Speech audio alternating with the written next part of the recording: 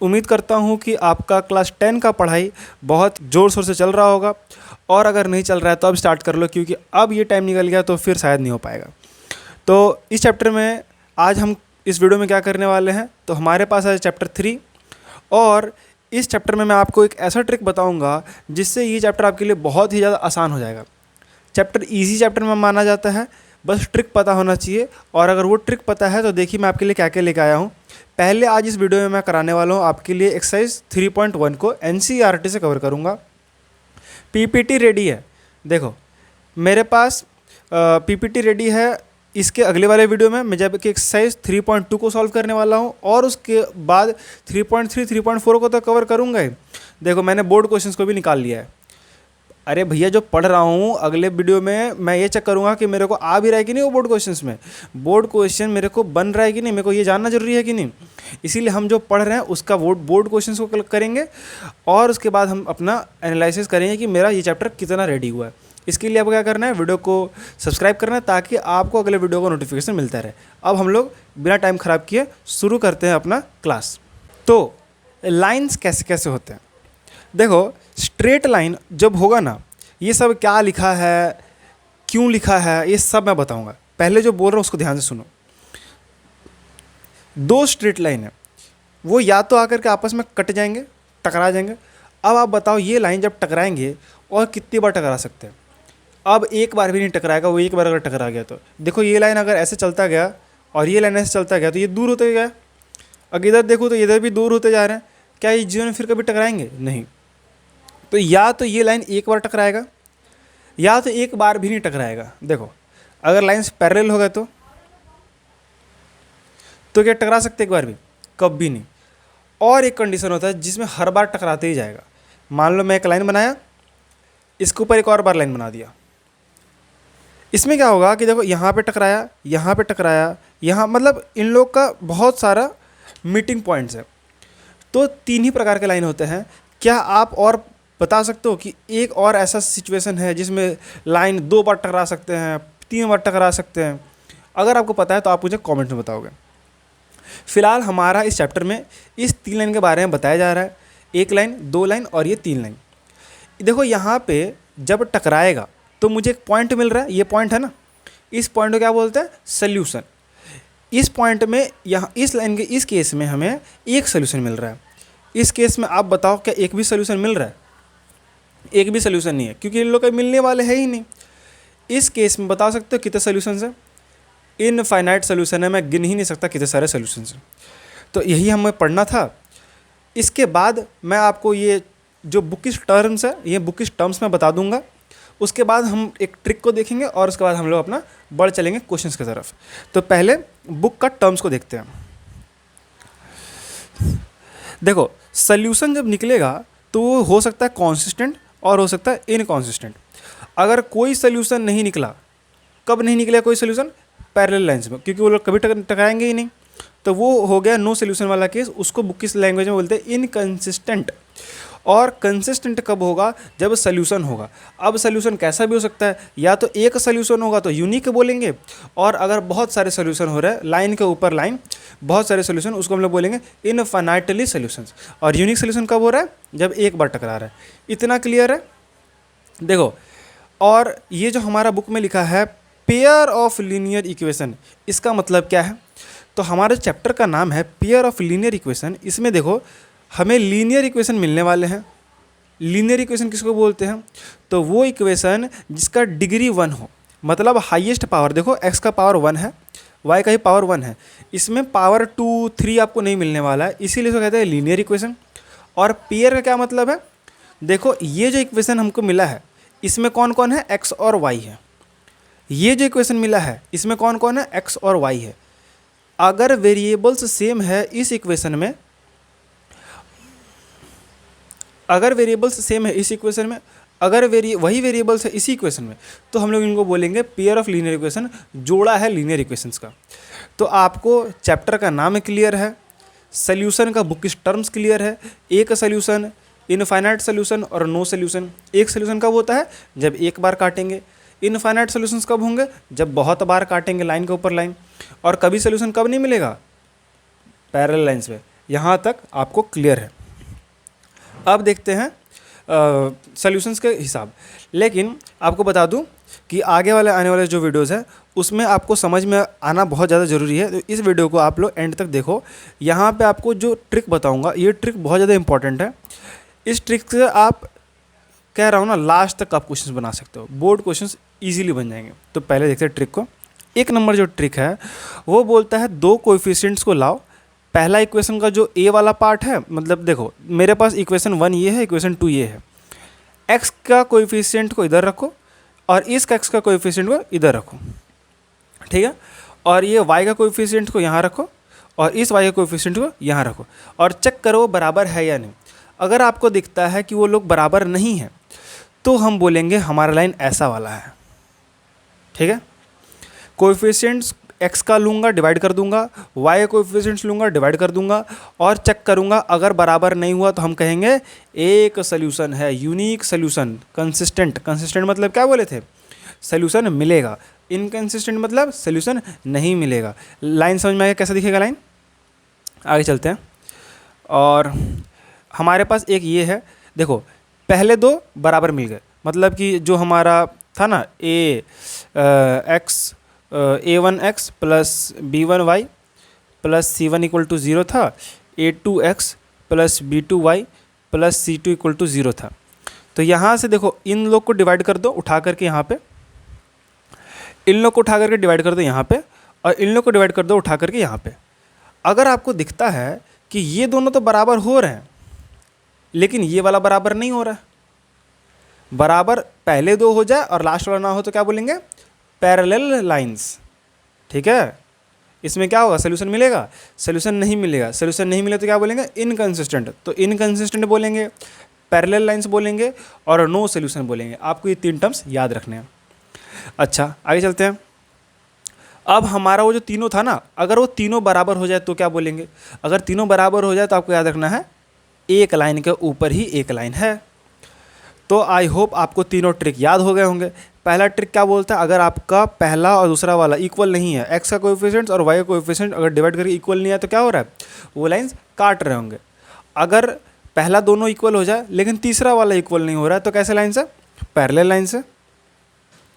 और अगर तीनों ही इक्वल हो जाए तो हम क्या बोलेंगे, कोइंसिडेंट लाइंस। इस लाइन को हम लोग बोलते हैं कोइंसिडेंट लाइन। का अगर ऊपर लाइन चढ़ गया है तो हम लोग बोलते हैं कोइंसिडेंट लाइंस, ठीक है। तो अब क्वेश्चन बनाना शुरू करते हैं। ये एक आपके लिए एग्जाम्पल क्वेश्चन लिया, उसके बाद मैं 3.1 एक्सरसाइज को सॉल्व करना शुरू करूँगा। एग्जाम्पल क्वेश्चन में देखो आपको दो लाइन का इक्वेशन दिया हुआ है। आपको पता करना है कि इसका एक सोल्यूशन होगा कि दो सोल्यूशन होगा, कि सोल्यूशन ही नहीं होगा कि बहुत सारे सोल्यूशन होंगे। पहली बात इसको काट दो, दो सोल्यूशन हो नहीं सकता, या तो एक होगा या तो एक भी नहीं होगा या तो बहुत सारा होगा, ठीक है। एक कब होता है, जब वो लोग काट दे आपस में। जब इनफाइनाइट कब होता है, जब एक के ऊपर एक चढ़ जाए। और सोल्यूशन नहीं होता है कब, जब पैरेलल हो जाए। याद है ना। चलो आगे चलते हैं। हम लोग को क्या करना है, कोएफिशिएंट्स को डिवाइड करके चेक करना है। पहला कोएफिशिएंट्स को उठा लो 5/3। और एक बात, आपको लाइन को ऐसे ही लिखना पड़ेगा। मैं आपको दिखा देना चाहता हूँ, लाइन आपका हमेशा ऐसा दिखना चाहिए, a1x plus b1y plus c1। कहने का मतलब है क्या, ये बीच में प्लस ही लगा होना चाहिए और सारे एक तरफ होने चाहिए, इस तरफ सिर्फ 0 होना चाहिए। देखो मैं इसको एक तरफ करके दिखाता हूँ पहले। 5x minus 15y minus 18 equal to 0 और यहाँ पे है 3x minus 9y minus 24/5 is equal to 0, ठीक है। और अगर आपको बीच में प्लस नहीं दिख रहा हो तो आप क्या करेंगे, साइन के साथ नंबर को लेंगे, साइन के साथ नंबर को लेंगे, साइन के साथ नंबर आएगा हमेशा, ठीक है। अच्छा तो पहले वाले को डिवाइड करते हो तो 5/3 आता है, यहाँ फिर से लिखते हैं 5/3। दूसरा वाला को डिवाइड करो तो -15 है और -9 है। और तीसरा वाला को देखो तो -18 है और -24/5 है, ठीक है। यहाँ से किया जाए तो 3 से 5 15 और 3 3 9, माइनस माइनस खत्म हो जाएगा। तो ये 5/3 इक्वल टू हो गया 5/3 का। और यहाँ पे माइनस माइनस कैंसिल, 18 इंटू 5/24। देखो ये जो 5 है ये तो ऊपर जाना है, ठीक है, क्योंकि नीचे में डिवाइड में था। तो 6 से काटा जाए, 6 3 18 और 6 4 24, ये कितना बना 15/4। तो हम देखते हैं 5/3 equal to 5/3 but not equal to 15/4। बता सकते हो, मैंने बताया है कौन सा केस है। दोनों इक्वल नहीं है, अगर स्टार्टिंग के दोनों इक्वल नहीं है तो क्या था, सबसे पहले बताया था मैं, वो ये वाला है। ये दोनों इक्वल है और एक तीसरा वाला इक्वल नहीं है, तो कौन सा है, ये वाला है। अगर तीनों ही इक्वल है तो ये वाला है, ठीक है। तो आपको याद रखना है। तो अभी मेरे लिए कौन सा हो जाएगा, 2 इक्वल है, एक इक्वल नहीं है, मतलब पैरेलल लाइन वाला है। पैरेलल लाइन में बताओ सॉल्यूशन होता है, सॉल्यूशन नहीं होता, ऑप्शन डी। कितना इजीली बन गया। नेक्स्ट क्वेश्चन की तरफ चलते हैं, एक्सरसाइज क्वेश्चंस पे आ जाते हैं। पहली बात है, graphically the pair of equations represent 2 lines intersecting at exactly 1 point, exactly 2 points, coincident parallel. देखो 2 लाइन का इक्वेशन दिया हुआ है, हमें पता करना है कि वो एक जगह पे काटेंगे, 2 जगह पे काटेंगे, कि काटते ही जाएंगे। कोइंसिडेंट मतलब एक लाइन के ऊपर एक लाइन चढ़ा हुआ है या फिर पैरेलल हो जाना है, ठीक है, ये हमें पता करना है। पहली बात इसको काट दो, 2 पॉइंट पे नहीं मीट करने वाले। अब हमें चेक करना है 1 पॉइंट, बहुत सारे पॉइंट, एक भी पॉइंट नहीं। तो हम क्या करने वाले हैं, सीधा कोएफिशिएंट्स को उठाने वाले हैं। पहले क्या है 6/2, ठीक है। इधर क्या रहा है -3/, देखो यहाँ से तुमको -3 ले लेना है और यहाँ से कुछ नहीं मतलब 1 है तो -1 लेना पड़ेगा, ठीक है। तो -3 -1 और यहाँ से क्या मिला 10 और 9, 10 9, तो इक्वल टू हो रहा है कि नहीं, ये माइनस माइनस ख़त्म और ये 2 से आया 3, मतलब यहाँ पे 3/1 है और यहाँ पे 3/1 है, लेकिन ये इक्वल नहीं है 10/9 का। तो पहला 2 इक्वल हो गया, तीसरा इक्वल नहीं हुआ, क्या हो गया, थोड़ा देर पहले कराया क्वेश्चन, क्या हो गया, पैरेलल लाइंस। बहुत सही, तो पैरेलल लाइंस ईजिली बन जाएगा ये सारे क्वेश्चन से। बस ये ट्रिक आपको याद होना चाहिए कब कौन सा हो रहा है। नेक्स्ट क्वेश्चन की तरफ चलते हैं। थोड़ा गर्म हो गया मोबाइल, दिक्कत कर रहा है, 1 मिनट रुक जाओ। हाँ ये देखो, अभी 2 नंबर क्वेश्चन है, pair of linear equation is consistent.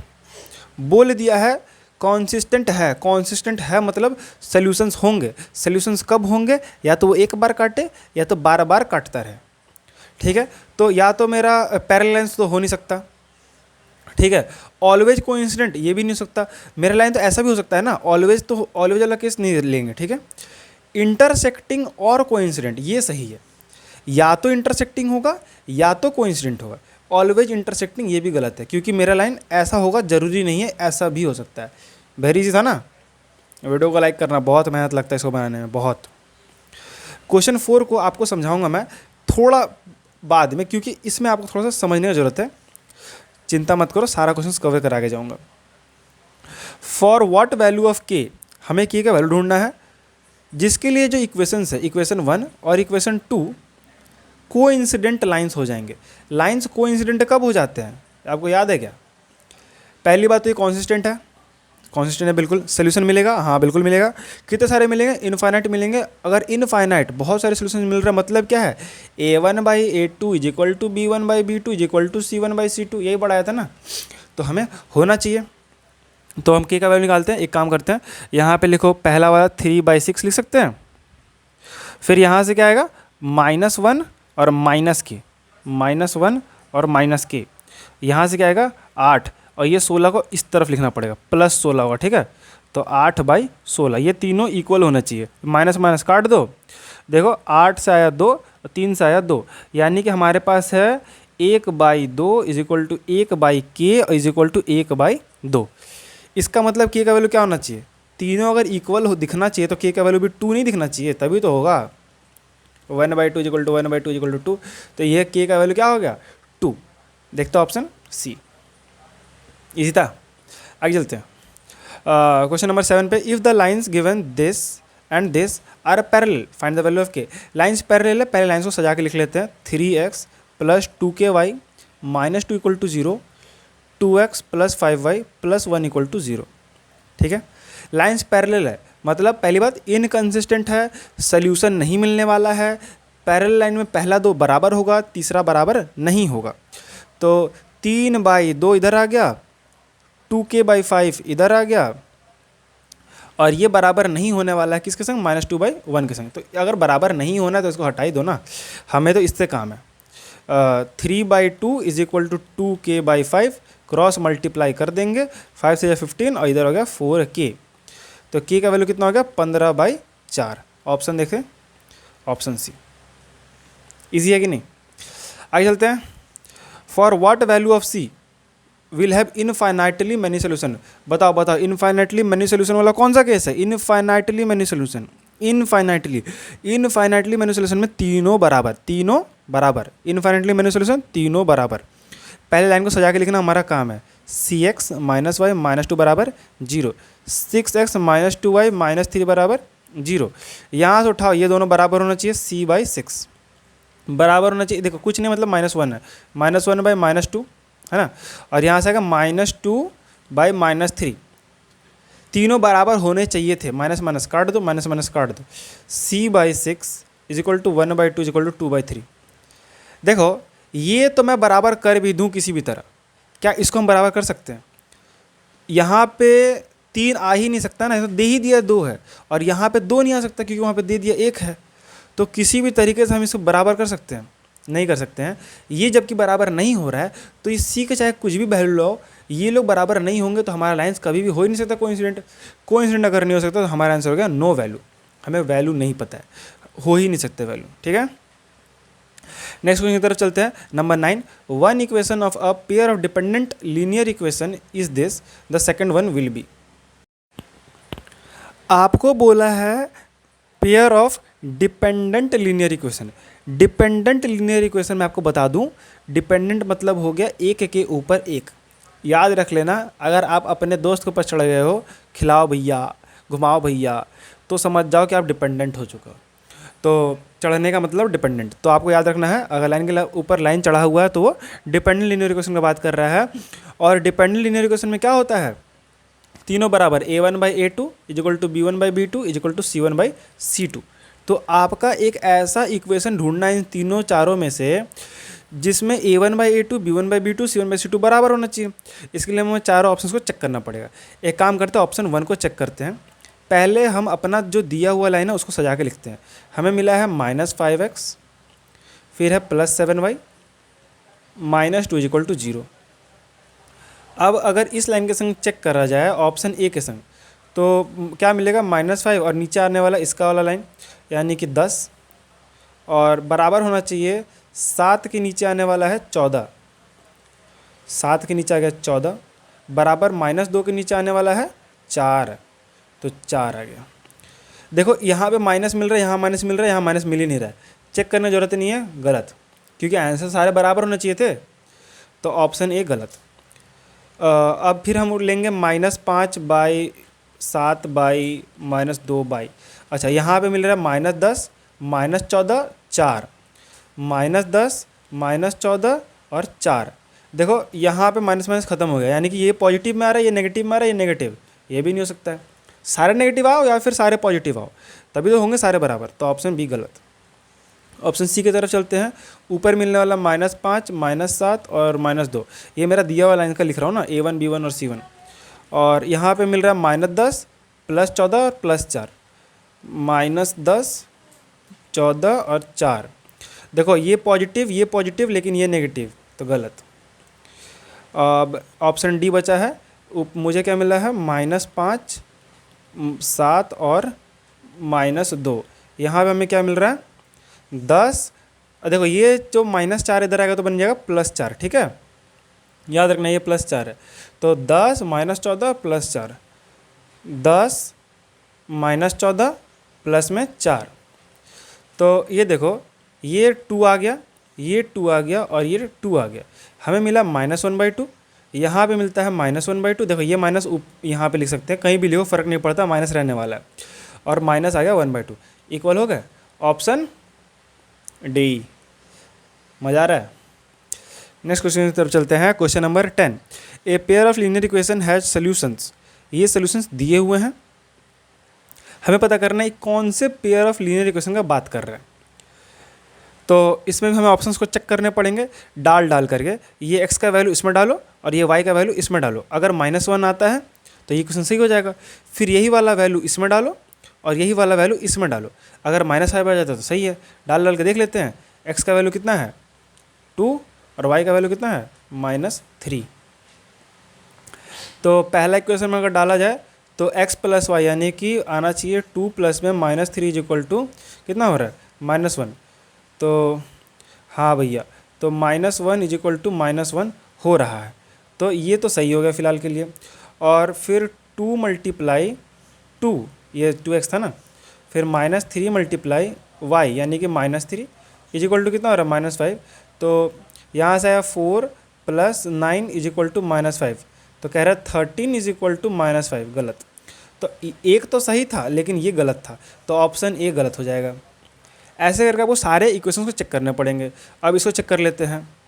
एक काम करो, यहाँ पे डालो 2, तो ये बनेगा 4 हो गया, 2 इंटू 2 कितना हो गया 4, प्लस में 5 इंटू -3 कितना हो गया 5 इंटू -3 कितना बनेगा -15।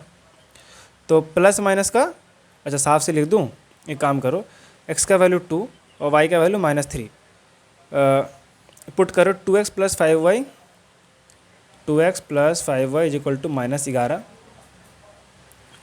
तो 2 इंटू 2 कितना हो गया 4, प्लस में 5 इंटू -3, तो यहाँ पे होता है 4 -15, तो इधर -11 इज इक्वल टू -11 आ गया, ये सही हो रहा है। फिर इस इक्वेशन में चेक करो, 4x plus 10y is equal to -22, 4x plus 10y is equal to -22। तो 4 into 2 plus 10 into -3 is equal to -22। तो यहाँ पे है 8, यहाँ पे -30 इक्वल टू -22, तो -22 इक्वल टू -22। देखो ये दोनों के लिए सही आ रहा है, इसका मतलब ऑप्शन बी सही हो जाएगा। इजी था।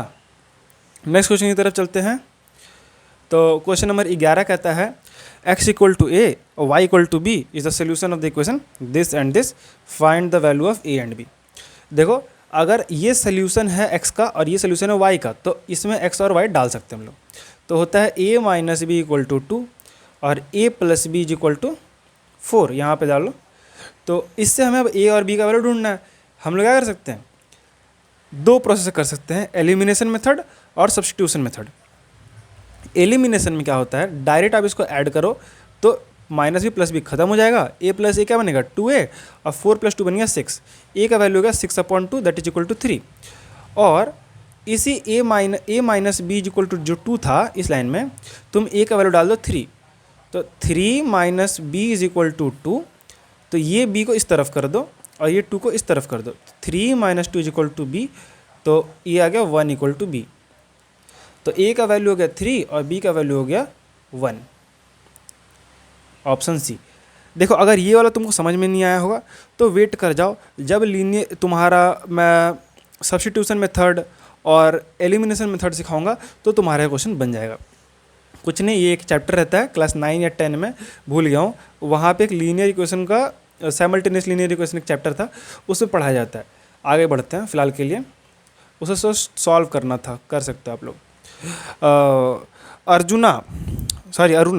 अरुणा के पास 1 रुपये के सिक्के हैं और 2 रुपये के सिक्के हैं।